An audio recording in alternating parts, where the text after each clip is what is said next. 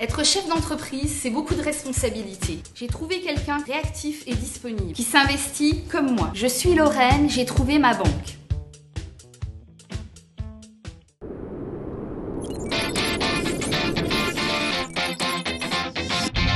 Vous avez absolument raison. Ouais.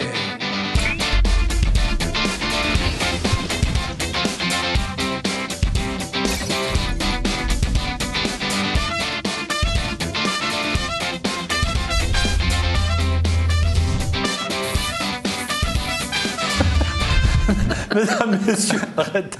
Mesdames, Messieurs, bonjour, ravi de vous retrouver pour ce bienvenue chez vous. Sont en forme, ça je peux vous le dire. Bonjour Virginie Bernard. Bonjour Jean-Luc. Comment ça va? Ça va très bien, merci. Le lundi, c'est peut-être ravioli, en tout cas pour nous, c'est Marie-Paul qui est avec nous les lundis. Je dis bonjour. Bonjour Jean-Luc, bonjour à tout le monde. Un ravioli fait maison du coup. Ah oui, toujours. Il ne manquerait plus qu'on ouvre la boîte, on se fait tuer là. Comment ça va Marie-Paul? Bien. Bien, alors à côté Je suis de en vous, charmante compagnie. voilà une jolie péruvienne. Vous allez me dire, mais qu'est-ce que cette jolie péruvienne fait à côté, voilà, sur ce plateau? On avait envie. Comme ça. Jean-Luc, un matin, il m'a dit, et si on Et si invitait on invitait une jolie péruvienne? Et puis un matin, je suis arrivé, il y avait une jolie péruvienne. Merci. Bonjour. Bonjour Jessica. Alors Jessica, elle est avec nous parce qu'en réalité, elle fait ses études à Nancy et elle va participer à cet événement que le Crous organise. Bonjour Jean-François. Bonjour. Ça va bien? Très bien. Alors le Crous, on dit Nancy, Metz, Lorraine? C'est ça. C'est la terminologie exacte? Tout à fait. Et vous faites quoi au Crous, vous? Moi, je m'occupe de la communication au Crous. D'accord. Et donc, comme c'est un bon communicant, comme dirait Marie-Paul Wolf, qui m'a déjà Épicurien. planté le décor, elle connaît déjà tout. Si. Vous êtes passé au maquillage avec elle, je suis arrivé ici, elle m'a dit, voilà. Alors, mon chat, il adore ça. Ça a Des été un bons vrai- vivants tous les deux, des bons petits cocos, elle a dit. Un vrai interrogatoire. Ah oui. Ouais, Dans non, les c'est règles. deux bons petits cocos. Ils sont elle. heureux. Ils sont heureux. Ouais. Mais Bah, de voir des jeunes heureux comme ça, voilà. leur petite entreprise, elle ne connaît pas la crise. Voilà, voilà, exactement. Alors, qu'est-ce que Jessica fait sur ce plateau? Expliquez-nous ce que vous faites depuis 2003. Alors, depuis 2003, et c'est la raison pour laquelle Jessica est là, le Crous Nancy-Metz-Lorraine organise l'opération Fin d'échange, qui consiste à faire inviter des étudiants étrangers dans les familles de Nancy et de l'agglomération nancéenne, pour qu'ils puissent échanger autour d'un déjeuner, d'un beau saucisson ou d'une bonne table, voilà. Et puis, J'ai déjà capté que vous aviez le saucisson, Marie. Il me l'a dit L'œil au qui maquillage. pétille. et puis voilà, qu'ils puissent échanger sur leur mode de vie, leur culture, apprendre à connaître leurs différents modes de vie. Et qui peut servir de famille d'accueil pour ce repas? Tout le monde on dit famille, mais en fait c'est un abus de langage. Ça peut être des personnes célibataires, il y a des étudiants qui invitent d'autres étudiants, il y a des familles au grand Ils ont dû se complet. battre pour Il y a du inviter Jessica, rapprochement, non? voilà. Oui, ah vraiment, on manque pas C'est de quoi, c'est un participants. tirage au sort ou chacun Non, comment ça alors marche? c'est un tirage au sort, oui et non. C'est-à-dire que C'est pas speed dating, non, c'est pas du tout non, ça. c'est pas ça. Nous, pas le but. c'est de la mise en relation, mais ça s'arrête là. Après, c'est vraiment que pour un déjeuner. Ah bah, on a bien compris qu'on vous a invité pour parler que d'un déjeuner. Et du coup, ça permet aussi aux Nancéens de découvrir autre chose et de présenter leur terroir et leur ville. Alors avec Jessica, tout à l'heure, on va parler un petit peu du Pérou. Avant ça, je voudrais dire que tout à l'heure, dans la deuxième émission, on va parler chanson partie. musique. Deuxième partie, qu'est-ce que j'ai dit? Deuxième émission. Oh, carrément. Donc, la Allez, on partie fait de deuxième cette émission aujourd'hui, on est Pourquoi fous. pas? On invitera notre copain Frédéric Zetoun. Toutes les chansons ont une histoire. Alors lui, s'il y a bien quelqu'un qui connaît la chanson française par cœur, c'est lui. Il sera à l'Olympia bientôt. Il viendra nous en parler. Et tout à l'heure, nous allons jouer avec lui parce qu'il vient nous proposer un nouveau jeu. Vous allez voir tout à l'heure, vous pourrez tout tester, Marie-Paul, de votre connaissance musicale, chanson française. Avant cela, vous allez nous mettre l'eau à la bouche une fois de plus. Alors, on va parler chasse. Oui, c'est la grande période. Donc forcément, on va voir des images, non pas de chasse, mais du traitement de la bébête après. Je le dis pour nos amis qui sont un peu... C'est-à-dire que dernièrement, on a invité nos amis luxembourgeois, on a parlé d'un atelier au Luxembourg qui traite ces produits. Mais dans le grand quart nord-est, la Lorraine, on est parmi un des plus beaux massifs français. Donc on a des forêts. Les forêts sont giboyeuses. Et heureusement, parce que tant qu'il y a du gibier, ça prouve que des animaux peuvent encore vivre à l'état naturel. Et la chasse est nécessaire, parce que, par exemple, les sangliers font énormément de dégâts. Et le sanglier, moi, c'est... Bon, il y a les cerfs, biches et compagnie, mais je trouve que le sanglier n'est pas assez connu et reconnu pour ses qualités, je veux dire, gastronomiques. Est-ce que, parce qu'il y a plusieurs années, vous étiez venu nous présenter dans un Bienvenue chez vous, ça doit être, je ne sais pas, 3, 4, peut-être 5, 6 ans, un nouvel atelier du côté de Franck Kaltroff. Oui, ben c'est justement, il y a 3-4 ans. C'est ça. Et, oui, puisqu'il a été installé dans un bâtiment relais par la communauté de communes du Saulnois. Il a beaucoup de mérite, parce que c'est pas facile à l'heure actuelle de se lancer, de travailler. Le gibier, c'est pas comme des bêtes dans les fermes. On ne sait jamais ce qui va arriver la nuit. Moi, la nuit, qu'on y a été, le matin tôt, ils me disaient, je pensais ce jour-là être tranquille. Ils avaient dépouillé toute la nuit. Ah oui. Ils avaient eu un lot de chasse que les services vétérinaires à la limite de la Moselle et de l'Alsace, d'aller chercher 57 sangliers. Ils disent, ça nous est arrivé à 11h du soir, il fallait traiter le gibier. Mais qu'est-ce qu'ils font de toute cette viande alors? Alors, ils en gardent une partie, ils transforment, ils vendent directement, et le reste, ils travaillent pour un atelier qui est à Rungis, où ils dépouillent, ils l'envoient, et c'est ça le travail. C'est qu'il faut dépouiller dans de bonnes conditions. Virginie, Jean-François, Jessica, au moins, si on a envie d'aller acheter là-bas... Tout à fait, hein. Ah, mais on peut acheter sur place. Ah oui. Et on peut commander même. Ah oui. Vous avez déjà goûté du sanglier? Non. Pas 5 ans. Eh bien, vous avez goûté dans 5 minutes. Au Pérou, je ne sais pas s'ils sont facilement attrapables. Hein. Ah bon? Oui. Je ne sais pas s'il y en a. Vous en avez, vous, au Pérou? Oh, je ne sais pas si... Non, mais... c'est pas les mêmes, c'est pas des massifs forestiers. On va remettre les images au début, parce qu'on est en pleine conversation. Marie-Paul, si vous le voulez bien, vous allez nous amener donc du côté de Franck-Altroff. Sur la zone artisanale de Franck-Altroff, on va découvrir la venaison du Saulnois. Patrick Berchaï, donc, en est l'animateur, le gérant de ce beau bâtiment. Et donc là, voilà, une arrivée de gibier. Il y en avait déjà la moitié qui était dépouillée. Donc du cerf, du chevreuil, du sanglier. Moi, je dois vous dire que cet atelier-là, il montre un exemple. Vous voyez, les dents de ce sanglier montrent que c'est une bête qui a à peu près 18 mois. Je vais demander à Jean-François de filmer. Parce que c'est ça le gibier. On peut avoir des gibiers qui ont 3-4 ans, des laits en fin de parcours, des énormes sangliers qui font 110 kilos qu'on transforme en charcuterie. Et l'intérêt du gibier, qu'ils ne savent jamais ce qu'ils vont avoir. Donc, il faut être décisionnaire. Et là, on voit Roger Houpert du restaurant Le Villageois, qui a eu la gentillesse de me recevoir dans son petit établissement de campagne, un bistrot, comme je les aime, où il nous a cuisiné la daube. Donc voilà une épaule de sanglier, un sanglier qui a à peu près 30 kilos. C'est les meilleures bêtes. Ils sortent des maïs à l'automne, des bêtes de l'année. C'est une viande savoureuse, très tendre. Et on prend ces morceaux de l'épaule et du collier pour préparer la daube. Quand on a des beaucoup plus gros sangliers de 100 kilos, tout va en charcuterie. Ah oui. Mais ça fait une charcuterie remarquable, très maigre. Et c'est pas gras, le sanglier. Non. Ah non. Un sanglier, justement, il n'a pas d'apport. Il a que ce que la nature lui donne, les glands, le maïs, parce qu'ils font quand même des dégâts. Vous savez, les agriculteurs, ça leur coûte aux fédérations de chasse. Et les sangliers, il y a une quantité que... Il faut réguler. Il faut réguler, et puis il y a vous savez, c'est très très encadré la chasse. On ne fait pas ce qu'on veut. Le chasseur n'a pas une image il n'y a pas de massacre dans la chasse. C'est organisé. Il y a des règles dans la chasse. D'ailleurs, en vénerie, on rend les hommages au gibier. Le véritable chasseur, je dirais que c'est quelqu'un qui protège la nature, l'environnement. C'est quelque chose de rencontrer des chasseurs authentiques, amoureux de la nature. Alors là, tout ce qui sort de l'atelier est vendu sous vide. Ils ont là, les services vétérinaires qui sont là, c'est d'une propreté remarquable et avec une sécurité, puisque chaque gibier, chaque sanglier ne peut pas être vendu, ces vétérinaires n'ont pas donné leur aval, leur accord. Donc tout est mis sous vide. Alors moi j'ai trouvé que cet atelier-là, vraiment, il fait honneur à la Lorraine, à la Moselle déjà. Et là on voit donc, il fait lui-même son saucisson. Et Patrick, il avait une formation de charcutier, désosseur. Et c'est ça qui a été la valeur absolue. C'est qu'il est capable de charcuter, de cuisiner. Et on voit son fils, ça c'est merveilleux, Guillaume, qui va reprendre la succession. Ah, c'est lui qui va prendre la succession. Oui. Et il n'avait pas ce parcours-là. Et finalement, il s'est pris au jeu et il revient. Et c'est pas facile. Et Anne-Marie, son épouse, c'est vraiment une petite entreprise familiale et ils ont beaucoup, beaucoup de courage. Là, personne n'avait dormi dans la nuit et il y avait une grosse commande qui devait partir dans les boutiques terroirs avec ce fameux saucisson de sanglier, 100% sanglier.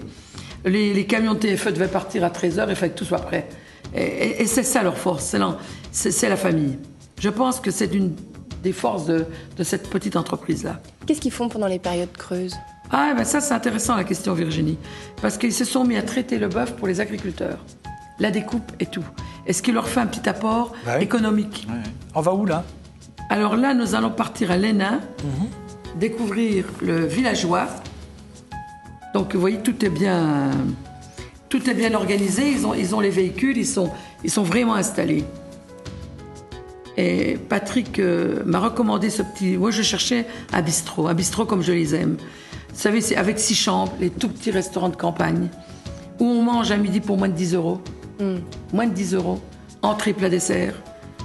Où c'est un jeune chef qui a fait ses études, c'est le gendre qui s'appelle Guillaume également, qui a fait ses études à la Providence à Dieuze et qui va reprendre la petite entreprise familiale. C'est des jeunes, c'est des micro-entreprises, mais c'est ça qui tient la ruralité et les territoires. Il y a de plus en plus de jeunes qui se mettent à la cuisine. Je trouve que c'est une bonne nouvelle, ça, non? Oui, puis des garçons, des filles. Moi, je trouve qu'il y a un retour à la cuisine chez les trentenaires. Ils ont peut-être la mémoire de leurs grands-parents. Ils ont tout essayé. Les fast-food, c'est normal, parce que les jeunes qui sont dans leurs études n'ont pas toujours le temps. Moi, je reconnais, je le voyais dans ma clientèle, je disais aux mamans qui étaient affolées, mon fils, McDo. Mais j'y laissais, c'est normal. Moi, j'étais une des premières à lancer à vendre des nuggets pour les enfants. J'ai dit, ils ont cette période-là, les enfants. Il faut les laisser faire. Mais à partir de 30-35 ans, de toute façon, les papilles, ils commencent à goûter un vin. Ensuite, avec le vin, ils ont envie d'accompagner une viande ou un plat. Ensuite, ils s'invitent. Et ils aiment cuisiner. Garçons ou filles. C'est le plus doué, celui qui a eu un patrimoine légué par des parents. Il y a des filles qui n'ont pas eu le temps. Parce que ça ne les intéressait pas. Elles sont des bêtes à concours, la cuisine les intéresse peu, ou elles trouvent ça un petit peu dégradant. Et tout d'un coup, on voit des garçons, en souvenir d'une grand-mère, d'un grand-père, d'une confiture qui a été faite maison, qui veulent retrouver cette ambiance-là pour remettre ça sur leurs enfants. Il y a ce passage-là, mais je pense qu'il ne faut pas s'affoler quand un jeune dit moi j'aime le McDo. Il ne faut pas lui dire ça vaut rien. Mais cela dit, vous avez raison, parce que les jeunes découvrent la cuisine à tout âge. Hein. Mais naturellement, filles et garçons. C'est pas parce qu'on va au McDo. Moi je vais vous dire, Jean-Luc, quand si on rentre des fois. C'est quick, sinon j'aurai des problèmes. Mais moi aussi j'y vais au McDo. Quand je rentre des tournages. Et oui, il faut citer plusieurs marques dans ce cas-là. Oui, mais McDo, Quick, toutes les chaînes rapides. Oui. Bon, quand je rentre de tournage, allez voir en Lorraine, trouver des fois à 14h30 quand on a fini de filmer, pouvoir se restaurer. On trouve un café long. Je prends un sandwich, je prends le moins mauvais, ce qui me plaît. Mais moi, je suis curieux. Je vais partout. Je pense que quand on veut défendre un terroir, une cuisine, il ne faut pas avoir peur, ni dire ça, c'est pas bon. C'est une erreur. Ils ont fait des gros progrès. Ils progressent. Hein, ouais. Et c'est pas parce qu'un enfant, on lui fait plaisir, les grands-parents l'emmènent au McDo, que ça ne sera pas pour plus tard quelqu'un qui découvrira au contraire le produit. Et quand on essaie de cuisiner les parents, les mamans, il faut leur faire découvrir des produits. Jean-François, vous faites appel à la cuisine ? Ah ouais, complètement, mais pour rebondir sur ce que disait madame, la meilleure alternative pour l'étudiant, ça reste le restaurant universitaire encore. Je fais un peu de pub, mais... on mange bien au restaurant universitaire ? On mange bien, on a des vraies équipes de cuisine, avec des chefs de cuisine, des seconds qui font leur menu, etc. Je vous fais quand même goûter. Merci beaucoup. Et voilà, pour 3,10 €, l'étudiant a un repas complet, entrée, plat, dessert. 3,10 €, ça qui m'a dit au maquillage, moi je trouve que c'est bien. Et c'est varié, on fait des menus à thème, 8 à 10 dans l'année, pour justement essayer de familiariser l'étudiant à d'autres goûts, à d'autres saveurs, pour lui éveiller le palais, lui donner envie. L'étudiant n'a pas les moyens. Il faut comprendre que les jeunes étudiants, moi dans mon entreprise, j'avais le samedi 4 étudiants, en général, qui venaient renforcer. Ça a été mes meilleurs souvenirs. J'ai des jeunes aujourd'hui qui sont médecins, j'ai eu des professeurs de sport, tous les jeunes qui faisaient leurs études, qui sont venus travailler chez moi, et qui se faisaient de l'argent, un petit peu de poche, pour être moins à la charge de leurs parents. Et quand ils venaient chez moi, j'ai eu un ingénieur qui était originaire de Cognac, qui était un fils de vigneron, et je l'ai revu plus tard, on est resté en contact, et il m'a dit, ce que j'ai vu chez vous, je ne regarde plus un étal avec le même regard. Ah bah voilà. Parce qu'ils apprenaient, mais ils étaient très intéressants. Mais je comprenais qu'il manquait un peu d'argent. Mais il ne faut pas croire que les étudiants, le Crous, je trouve que c'est formidable. J'ai une lettre pour vous, Marie-Paul, une carte postale qui vient de Normandie, oui, de gens que vous avez croisés sur un tournage, qui ont regardé l'émission et qui vous félicitent et qui disent que c'est vraiment super et que vous leur avez donné envie de découvrir encore plus cette Lorraine. Donc voilà, je voulais vous la remettre. C'est Patrick... je vois pas bien par le nom. Internet, Francis, pardon. Ils peuvent nous regarder. Francis Darcy, voilà, Francis Darcy qui nous envoie ça depuis l'heure. À 27, c'est bien l'heure. Hein, exactement. Voilà, donc je vous retransmets. Merci Jean-Luc. Voilà. Alors à côté de vous, Jessica. Jessica, elle est péruvienne. Oui. Jessica, comment vous êtes retrouvée à Nancy? Vous avez envoyé des CV un peu partout? Bon, Nancy, c'est une ville très jolie. J'ai fait les études là-bas. Et aussi, j'habite avec des autres étrangères. Et on partageait les cultures de l'Europe. Et le français, vous l'avez appris où?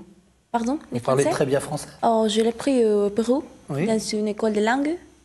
Mais il y a longtemps que je ne le parlais pas, donc il y a quelque chose que j'ai oublié. Non, c'est encore très très beau. Oui. Ah oui, il n'y a pas beaucoup de programmes à faire. Non, elle parle quand même très bien le français. Hein. Très bien. Mais elle n'a pas dégusté son saucisson. Oui, parce que ça doit elle savait qu'elle allait parler. Vous n'aimez pas? Vous n'êtes pas obligé. Hein. Non, non, je crois que c'est bien. Oui. Oui. Alors, qu'est-ce qu'on mange, par exemple, au Pérou? C'est quoi le plat traditionnel? Bon, ça dépend de la côte ou de l'essence ou de la forêt. Oui. Moi, je sais que vous mangez du cochon d'Inde. Oui, c'est vrai, c'est vrai. C'est très traditionnel. Elle mange beaucoup dans les centres. Ben, nous, on mange bien des lapins. Hein. Ah oui, non, mais c'est... Oui, mais nous, Quand j'étais en train d'imaginer le cochon d'Inde que nous, on voit, et après, je me dis, mais attends, on a comme des lapins aussi, on les mange. C'est vrai. Oui, ils mangent avec les pommes de terre, les légumes. Beaucoup de légumes au Pérou. Oui, beaucoup de légumes. Les nourritures, c'est pour la santé. Est-ce que vous avez déjà fait un peu de cuisine? Est-ce que vous savez faire un peu de... Je sais pas, si vous deviez vous débrouiller toute seule, est-ce que vous pourriez vous faire à manger? Vous faites la cuisine ici? Quelquefois. Oui. Oui, avec les autres Péruviens qui habitent à Nancy. On fait les soirées péruviennes. Et on cuisine pour les amis aussi des autres pays. Ah, ben la prochaine soirée péruvienne, vous rajoutez 4 couverts.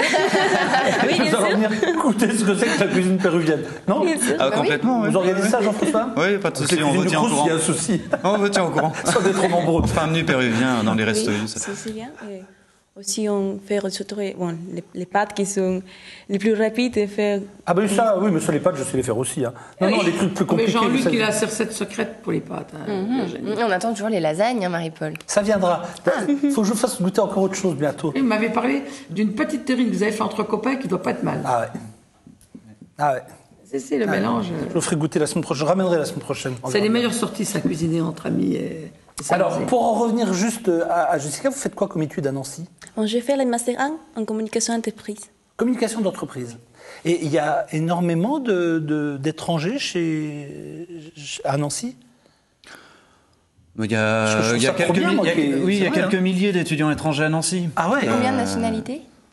Alors là, c'est très compliqué de vous répondre comme ça, mais sur fin d'échange, en tout cas, on enregistre tous les ans plus d'une cinquantaine de nationalités Ah, c'est différentes. génial. Ça doit être sympa. Vous vous retrouvez avec d'autres pays aussi? De temps en temps, vous ne faites pas qu'entre Péruviens, vos repas? Nous, on sortit avec des Français aussi, ou les autres personnes de l'Europe, d'Amérique du Vous Sud. verrez, les aussi. Français sont les plus charmants, je le dis tout de suite. Hein.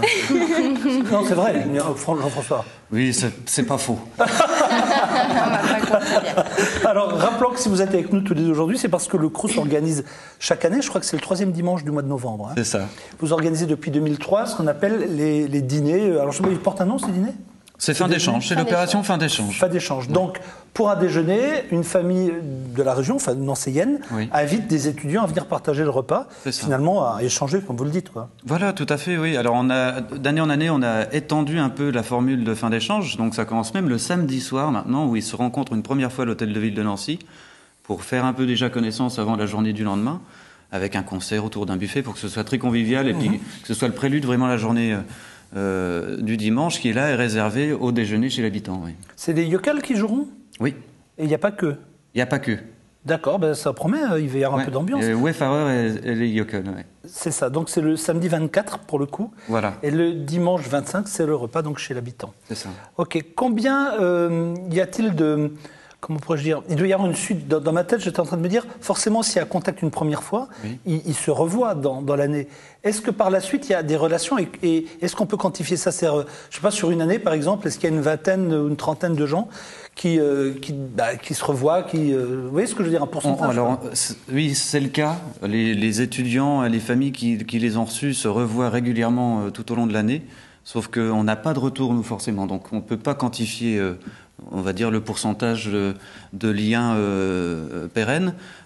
Mais tous les ans, oui, il y a des étudiants qui restent constamment en contact avec leur famille d'accueil pour une journée.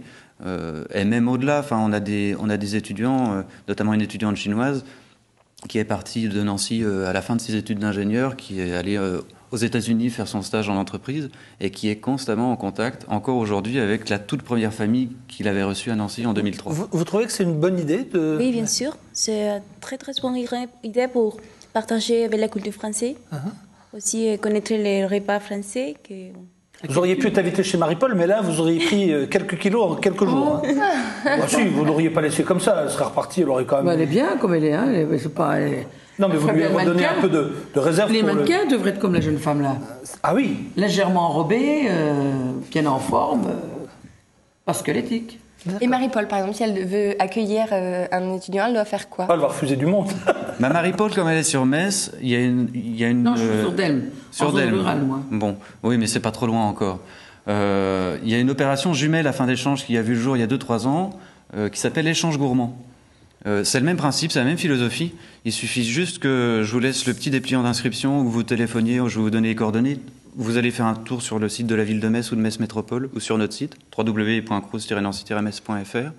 et vous avez toutes les infos. Mais on peut en reparler après, il n'y a aucun problème. Donc ça, c'est pour les Messins. Échange Ça, c'est gourmand. pour les Messins. Voilà, échange gourmand et fin d'échange qui... C'est pour les Nancéens. Voilà. Pourquoi Virginie, vous avez invité quelques étudiants? Je sais pas, vous avez quoi en réserve? Des Danois, des Suisses? Je sais pas, je pose la question. Non, alors, en termes de nationalité, après, ce sera la surprise. On peut pas vous dire C'est bien quelle aussi. nationalité Ah bah, vous c'est allez bien surprise, recevoir. non, Virginie? Mon Dieu. À propos, tant que vous avez la parole, Virginie, on va rester dans le domaine des repas. Vous avez fait, vous, un repas insolite. Exactement, du côté d'Épinal. Alors, c'est le pays d'Épinal qui organise tout au long de l'année des repas insolites. Alors, c'est pas le repas qui est insolite en lui-même, c'est l'endroit, Le lieu. le lieu. On va dîner dans des endroits où, à la base, il n'y a pas de restaurant. Donc, le chef, le traiteur, ou à la base, c'était même les lycées hôteliers qui venaient et qui faisaient à manger, mais dans des pièces Oui, il minuscules. faut oser parfois. C'est vrai qu'il y a parfois très peu Et de pas place. du tout adapté, Voilà. donc c'est ce qu'on appelle des cuisines éphémères.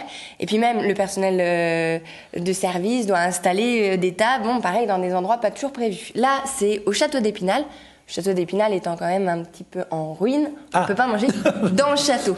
Donc on mange dans le pavillon du château, donc juste à l'entrée. Mais juste avant, on fait une visite guidée. Alors, on n'a pas d'image de la visite guidée parce qu'il faisait nuit. Ah, c'est historico-gastronomique. D'accord. Exactement. Mais il y en a plusieurs par an? Exactement. Alors en fait, au début, le pays d'Épinal, on a fait une 12aine par an, puis a doublé son chiffre. Cette année, ils en ont fait 50, et l'année prochaine, ils comptent en faire entre 70 et 75, je pense. Ah, ça marche alors? Ah, ça marche du feu de Dieu, et il faut réserver très très rapidement à l'avance, comme on le découvre dans le reportage.